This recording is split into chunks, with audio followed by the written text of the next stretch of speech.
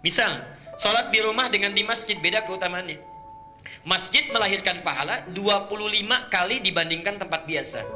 Jadi kalau bapak misalnya, maaf, tetangga masjid memilih sholat di rumah, itu sudah kehilangan 25 kebaikan. 25 itu kata Nabi, jarak 1 ke 2, 2 ke 3, 3 ke 4, masing-masing 500 tahun.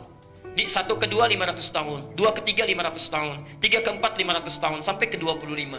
Jadi antum sangat lugi luar biasa kalau jadi tetangga masjid, tinggal beberapa langkah tapi memilih untuk sholat di rumah atau di tempat biasa. Ayo berangkat ke masjid.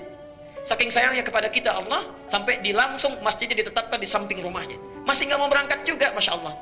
Karena itu Nabi saking kesalnya dikecam itu, dikecam. Lebih baik dibakar saja katanya rumahnya. Abu Bakar pernah memberikan fatwa itu. Orang yang sengaja nggak mau ke masjid, menantang-nantang masjid, ya, artinya melecehkan masjid maksudnya, melecehkan masjid. Bukan kalau ada nggak, yang oh ini tetangga nggak ke masjid dipraktekkan, bakar aja rumahnya. Nggak begitu. Ya. Dilihat dulu ini orang yang melecehkan masjid, menganggap masjid tidak ada nilainya, ya. Kemudian memilih sholat di rumahnya walaupun dekat dengan masjid, itu seperti orang terbakar. Lebih baik dibakar rumahnya. Perbandingan. Ya. Nah yang ketiga adalah keutamaan masjid-masjid khusus seperti Masjidil Haram, yang kalau ibadah di situ, Masya Allah, itu sama dengan dapat pahala 100.000 kali dibandingkan masjid biasa. Misal, tadi sholat subuh 2 rakaat. Kalau di Masjid Al-Ihsan kita dapatkan sholat, tunaikan dengan baik, pahalanya 1. Di Masjidil Haram kita sholat itu sama dengan 100.000 kali sholat tanpa henti. Saya mau tanya, bisa nggak konsisten selama seminggu salat subuhnya di masjid terus? Selama seminggu? Bisa? Sebulan? Belum tentu. Belum tentu.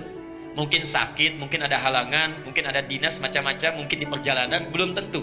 Belum tentu. Walaupun kita akan berangkat, belum tentu kondisinya memungkinkan. Masya Allah, orang yang sholat sekali di Masjidil Haram dan berjamaah dia, maka pahalanya seperti 100.000 kali sholat, 100.000 hari sholat subuh tanpa henti. Tanpa henti. Berapa tahun itu? Tidak putus-putus. Itu keutamaannya.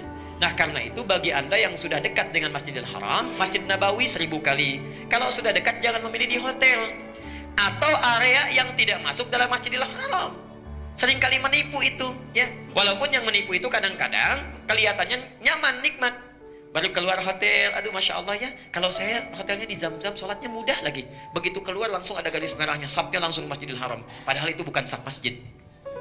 Keluar Masjidil Haram, maaf, keluar Zam-Zam, di bawah kan suka ada ya, di area mall itu. Kemudian ada garisnya, merah sudah dibuat, saf, itu bukan saf masjid. Kalau tidak bersambung dengan saf yang di depan, tidak masuk safnya. Ayo tinggal beberapa langkah. Jadi kalau ada orang umrah, orang haji, sholatnya kemudian tetap di mall, apalagi memilih di hotel, nggak ke masjid, itu sama nilainya dengan orang yang sholat di Al-Ihsan. Ya. Kecuali ada keadaan darurat yang sifatnya memang menjadikan tidak bisa ke masjid. Seperti tadi yang disampaikan, istri sakit, keadaan tidak bisa ke masjid, yang kalau ditinggal ke masjid perasaan tidak tentram, khawatir terjadi apa-apa. Kalau ke masjid pun jadi madarat, diminta untuk istirahat. Bagaimana yang terbaik? Yang terbaik adalah memilih menemani istri di situ, tunaikan sholat berjamaah, pahalanya ada, dan tanamkan pada jiwa kita, ya Allah, berkeinginan kami ini untuk pergi ke Masjidil Haram. Tekad kami kuat sampai datang ke sini. Namun keadaan memaksa kami untuk keadaan seperti ini. Kalau tidak engkau tetapkan juga tidak mungkin terjadi seperti ini. Kalau sudah ada keinginan seperti ini juga belum engkau berikan pahalanya, dengan cara apa lagi hamba bisa bermunajat kepadamu?